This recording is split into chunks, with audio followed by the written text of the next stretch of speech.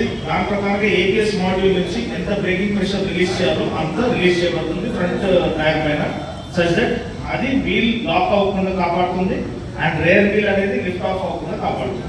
So ఇది one difference అనమాట. Second దాంట్లో సింగిల్ సీట్, దీంట్లో స్ప్లిట్ సీట్ అనమాట. రెండు కూడా మనకి స్పేషియస్ గానే ఉన్నాయి. ఇది బేసిక్లీ మీరు స్టూడెంట్స్ కి సజెస్ట్ చేయొచ్చు, అది మీరు ఫ్యామిలీకి సజెస్ట్ చేయొచ్చు. ఇంకోటి దాంట్లో కిక్ రాడ్ ఉంది, దీంట్లో మనకి కిక్ రాడ్ లేదు.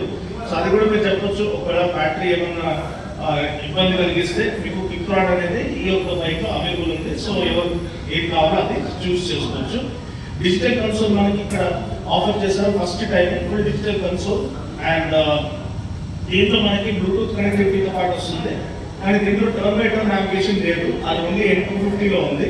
సో దీంట్లో గేర్ పొజిషన్ ఇండికేటర్ ఉందా లేదా, ఓకే, స్పీడోమీటర్ అయితే ఉంది, టాకోమీటర్ ఉంది, డిస్టెన్స్ 20 అంటే మీరు ఇంకా ఎంత ఫ్యూయల్ ఉంది, ఎంత వరకు మీరు వెళ్ళొచ్చు అనేది డిస్టెన్స్ 20 మీకు చూపిస్తుంది. కార్లో ఉన్న ఫీచర్ అంటే ఎంత ఫ్యూయల్ ఉంది, దాంతో ఎంత డిస్టెన్స్ వెళ్ళొచ్చు అనేది. At the same time if instant fuel economy అంటే మీకు ఎంత మైలేజ్ వస్తుంది అనేది అది కూడా చూపిస్తుంది.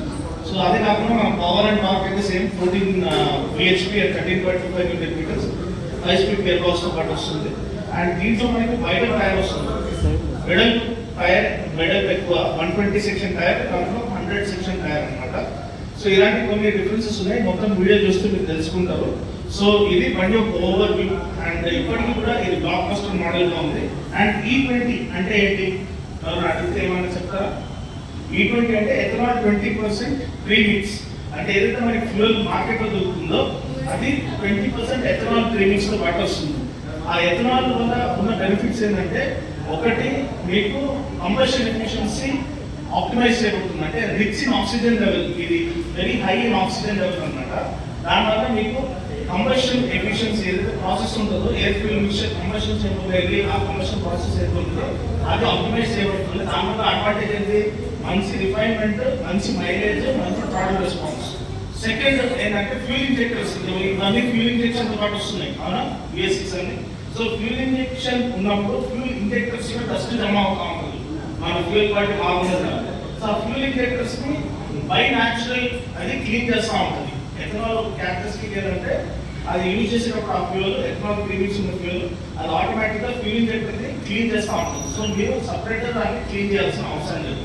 సో అది యాడెడ్ అడ్వాంటేజ్. నెక్స్ట్ అడిటివ్స్ అన్ని మనకి ఫ్యూయల్ పెట్రోల్ బంక్ లో దొరుకుతూ ఉంటాయి, ఒక 10 రూపాయల ప్యాకెట్ ఇస్తారు.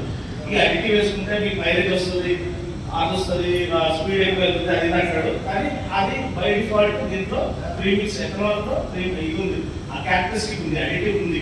సో మీరు సపరేట్ గా కొని తెలుసుకోవాల్సిన అవసరం లేదు. సో మైలేజ్ బాగుంటుంది, పికప్ బాగుంటుంది, అండ్ థ్రాటిల్ రెస్పాన్స్ బాగుంటుంది, బండి రిఫైన్డ్ గా వెళ్తుంది వితౌట్ ఎనీ వైబ్రేషన్స్. సో ఇది బండి ఒక ఓవర్ వ్యూ. అండ్ వేరేమైనా డౌట్స్ ఉంటే అడగచ్చు.